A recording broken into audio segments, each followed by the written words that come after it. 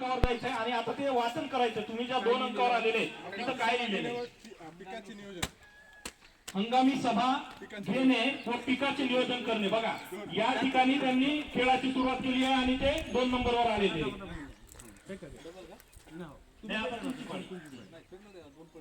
ते परत पिका कारण ते सांगत होतं 3 अंक आलेले. तुम्ही 3 नंबरवर यायचंय. 3ऱ्या नंबरला काय लिहिलंय वाचून सगळ्यांना सांगायचंय. लाभधारकाने पाणी मागणी अर्ज करणे. बघा लाभधारकाने पाणी मागणी अर्ज करणे अतिशय महत्वाचा विषय या ठिकाणी आहे हा. 5 अंक आलेले. तुम्हाला 5 अंक पुढे जायचंय मोजून. 5 अंकावर काय लिहिलंय वाचून दाखवा. घेण्यावर भर देणे. पाणी मोजून घेण्यावर भर द्यायची आपल्याला या ठिकाणी. 1 नंबर. तुम्हाला 4 नंबरला आलेले तुम्ही. हा 1 मिनिट आता थोडस थांबा. पाणी मागणी अंदाजपत्रक तयार करणे या विषयापर्यंत ते पोहोचलेले आहे. पाणी वापर संस्थेला एक टप्प्याने समोर जायचं असते आणि ते आता 4 नंबरला आलेले. तिथं त्यांना पाणी मागणी अंदाजपत्रक तयार करायचंय.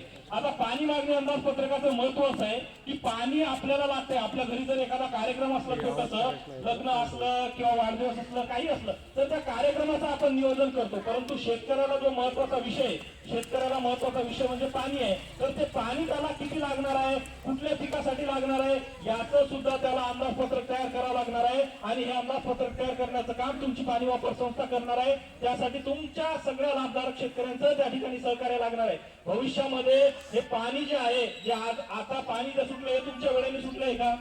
तुम्हाला सांगितलं का शासनाने की आम्ही तुमच्या वेळेने पाणी सोडणार आहोत? परंतु हे पाणी आपल्या वेळेने सुटलं पाहिजे. यासाठी आपल्याला एक पाण्याचं अंदाजपत्रक तयार करावं लागणार आहे की साहेब आमच्या या हंगामामध्ये, रब्बी हंगामामध्ये आम्ही हरभऱ्याचं पीक लावणार आहेत, एवढ्या हेक्टरला लावणार आहेत आणि या तारखेपासून या तारखेपर्यंत आम्हाला पाण्याची सोय असली पाहिजे. आमचं कॅनल या तारखेपर्यंत सुटलं पाहिजे. असं जेव्हा आपण नियोजन, असं जेव्हा अंदाजपत्रक शासनाकडे आपण सादर करू तेव्हा आपल्या वेळेनुसार आपल्याला पाणी सुटलं जाणार आहे. मग आपल्याला आपल्या वेळेनुसार पाणी पाहिजे की शासनाच्या वेळेनुसार पाणी पाहिजे? बोला सगळ्यांनी. पाणी कधी पाहिजे आपल्याला? आपल्या वेळेनुसार पाहिजे की शासनाच्या वेळेनुसार पाहिजे? तुमच्या वेळेनुसार पाहिजे. मग पाण्याचं मागणी अंदाजपत्रक तयार केला पाहिजे का आपण? केला पाहिजे की नाही? मग आता पुढे जायचं आपल्याला. घ्या कोणाचं पाणी आहे?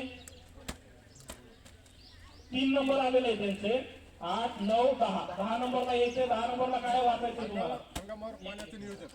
हंगामावर पाण्याचं नियोजन. बघा प्रत्येक हंगामाला आपल्याला पाण्याचं नियोजन करायचं आहे. हंगामावर आपलं पाण्याचं नियोजन असलं पाहिजे. तुमचे किती आले? 2. काय? पाण्याचा परवाना देणे. बघा पाणी वापर संस्थेला पाण्याचा परवाना देण्याचा अधिकार आहे. भविष्यामध्ये जेव्हा पाणी वापर संस्था तुम्हाला पाण्याचे परवाने देईल त्यानुसार तुम्हाला पाणी घेण्याचा अधिकार असेल. ज्या लोकांकडे किंवा ज्या लाभधारक शेतकऱ्यांकडे समजा पाण्याचा परवाना नसेल तर अशा शेतकऱ्याला कॅनलचं पाणी घेता येणार नाही आणि त्यांनी बिना परवान्याने जर पाणी घेतलं तर त्याच्यावर दंडात्मक कारवाई होऊ शकते. त्यामुळे पाणी वापर संस्थेचं आपल्या लाभधारक शेतकऱ्यांसाठी खूप मोठं महत्व आहे. आपण पाणी वापर संस्थेकडे दुर्लक्ष करून चालणार नाही. आपल्या पाणी वापर संस्थेला आपल्याला सगळ्यांना इन्व्हॉल्व व्हावं लागणार आहे. सगळ्यांना अटॅच व्हावं लागणार आहे. पुढचं घ्या. 4 नंबर आलेले आहेत. पुढे 4 क्रमांक चला समोर. तुम्हाला सीडी आलेली आहे. सीडीवरून कुठे पोहोचले तुम्ही? पाण्याची किफायतशीर वापर. आता ते कुठलं 14 नंबरला काय लिहिलं होतं ते वाचा आधी. पाणी पाणी वाटप. बघा जे आपण अंदाजपत्रक तयार केलं होतं त्या पत्रकानुसार जर आपण वेळापत्रकानुसार जर पाण्याचं वाटप केलं तर फायदा होईल आपल्याला. पाण्याचा किफायतशीर वापर आपल्याला करता येईल. बघा त्यांना लगेच सीडी सापडली आणि सीडीने त्यांना वरच्या नंबरवर यायला लागले. सरळ ते वरच्या क्रमांकाला आले.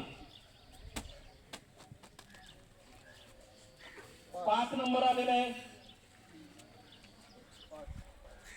काय लिहिलंय 5 नंबरला?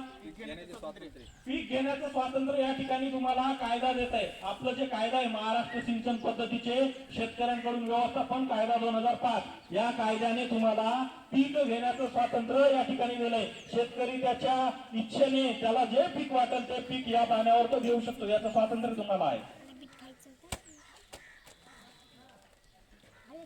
2 नंबर रात्रीचे पाणी घेणे. रात्रीचे पाणी घेणे. बघा आपलं नियोजन व्यवस्थित जर असलं समजा पाणी वापर संस्थेचं नियोजन व्यवस्थित असलं, शेतकऱ्यांचं व्यवस्थित नियोजन असलं, तुम्हाला माहित असलं की पाणी कधी सुटणार आहे, कधी बंद होणार आहे, पाणी किती दिवस चालणार आहे, हे सगळं जर नियोजन असलं तर हे रात्रीचं जे पाणी घेणं आहे याच्यापासून आपला बचाव केला जाऊ शकते. रात्रीचं पाणी घ्यायचं म्हटलं की शेतकऱ्याला अडचणी आहे, त्याला रात्री जागावं लागतं, ते पाण्यावर लक्ष ठेवावं लागतं आणि हे सगळं का? कारण आपल्याला नियोजन माहित नसतं की पाणी कधी सुटणार आहे, कधी बंद होणार आहे. आपल्याकडे इंजिनची सोय नसते वेळेवर, आपल्याकडे छड्या नसतात, मग याच्या त्याच्याकडून आपण इंजिन घेतो, तो म्हणतो माझं विजवायचं राहिलेलं आहे. तर अशा अडचणी बऱ्याच येतात. त्यामुळे आपल्याला या सगळ्या गोष्टीसाठी पाण्याचं जे नियोजन आहे ते व्यवस्थित करावं लागणार आहे.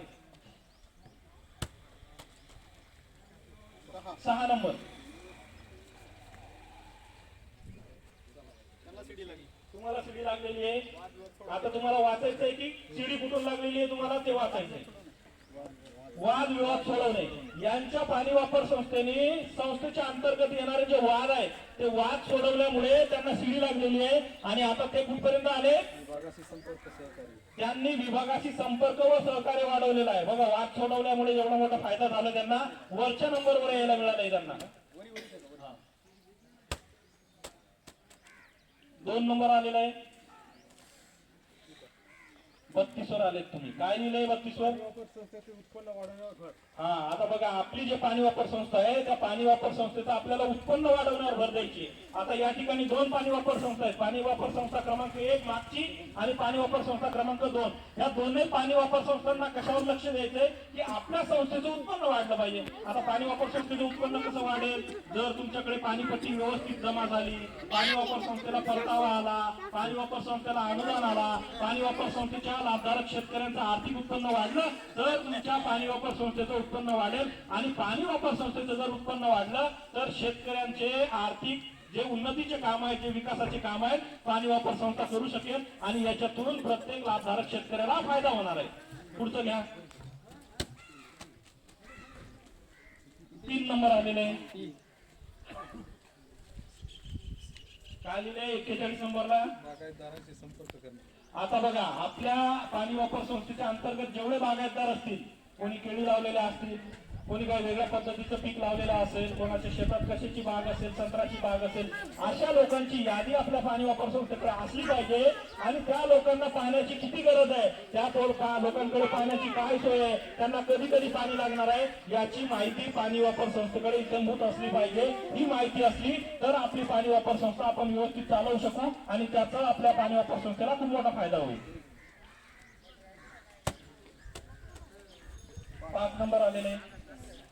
नाही नाही, उलट तुम्ही असं करा, तुम्ही 22 वर होते ना, 23 पासून 23, 24, 25, 26. बघा, आता तुम्ही पाण्याचा अपव्यय केलेला आहे. आता तुम्हाला परत तुम्ही सापाच्या मुखात आलेले. तुम्ही पाण्याचा अपव्यय केल्यामुळे हॅलो, आता बघा 90 आलेले आहे तुम्ही. आता बघा, पाण्याचा अपव्यय, पाण्याची नासाडी केल्यामुळे काय झालेलं आहे की विभाग तुम्हाला परत सापाच्या तोंडातून मागे एकदम सत्यागती आणायला लागले आणि पुन्हा तुम्हाला काय करावं लागणार आहे, विभागाकडून तुम्हाला त्या गोष्टीचं तांत्रिक मार्गदर्शन घ्यावं लागणार आहे. तर कळलं आता आपल्याला की ते मार्गदर्शन गरजेचं असते. का गरजेचं असते? का किती आलेलं आहे? 3. चला 3. काय लिहिलेलं आहे? वार्षिक जमा खर्चाच्या ताळेबंद. बघा, आपल्या पाणी वापर संस्था जर सक्षम करायचा असेल तर आपल्याला आपला जो वर्षाचा जो वार्षिक जमा खर्च असतो त्याचा ताळेबंद योग्य पद्धतीने करावा लागतो. आपल्याला या महाराष्ट्र सिंचन पद्धतीने कायद्यामध्ये दिलेलं आहे की आपल्याला कलम 59 नुसार 58 नुसार आपल्याला दरवर्षी या पाण्याचा आणि या पाणी वापर संस्थेचा वार्षिक जो खर्च आहे तो आपल्याला नियमित करावा लागणार आहे. 2.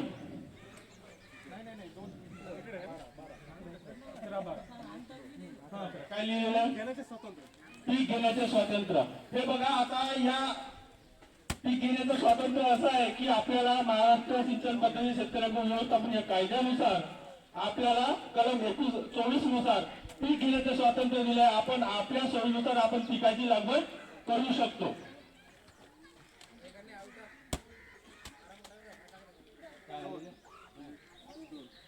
काय लिहिलेलं आहे? वेळेवर विमोचन बंधन करणे. वेळेवर विमोचन बंद करणे.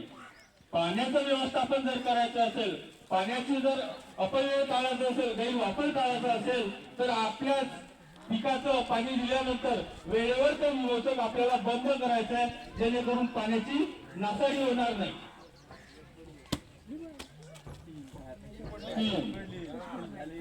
सक्षम झाले. काय लिहिलेलं आहे? यशस्वी पाणी वापर संस्था. या ठिकाणी गणेश भाऊ आज शेवटच्या टप्प्यापर्यंत पोहोचलेले आहेत. यशस्वी पाणी वापर संस्था हा जो सापशिडीच्या खेळातला 49वा हा टप्पा असतो. या ठिकाणातून या पाणी वापर संस्थेमध्ये जे वेगवेगळे टप्पे आहेत ते टप्पे पार करत करत या ठिकाणी आज ही पाणी वापर संस्था यशस्वी केली जाते. त्याच्यामध्ये आज दिलेलं आहे की गणेश भाऊ कोणत्या टप्प्यावरती होती? पाण्याची हमी. आज पाण्याची हमी का मिळाली? त्यांनी वेळेवरती पाणीपट्टी भरल्यामुळे शासनाकडून त्यांना पाण्याची हमी मिळाली. त्याच्यामुळे ते त्या टप्प्यावरून आज पाण्याचा गैरवापर, पाण्याच्या व्यवस्थापन, लाभधारकांचा सहभाग आणि शेवटी पाणी यशस्वी पाणी वापर संस्था या टप्प्यापर्यंत त्यांनी पूर्ण टप्पे गाजलेले आहेत. यामुळेच ही पाणी वापर संस्था सक्षम झालेली आहे. आता जे राहिले आहेत मकरंद भाऊ, आज काय झालेलं आहे की ते मागे परत का राहिले? तर मागे या कारणाने राहिले की ज्या पाणी वापर संस्थेमध्ये जे कामं करण्याचे गरजेचं होतं ते कामं करताना त्यांनी कुठेतरी कमी पडले, त्याच्यामुळे ती पाणी वापर संस्था मागे राहिली. तर हेच आम्हाला या ठिकाणी आपण या सापशिडीच्या खेळातून दाखवायचं होतं. मी भोसले साहेबांना विनंती करतो की आपण थोडं मार्गदर्शन करावं. सर आता आमच्याकडे पाणीच नाही आलं, आम्हाला तारी बी नाही. आमचं काय आता ऐका, तुमचे तेलचे काम ह्या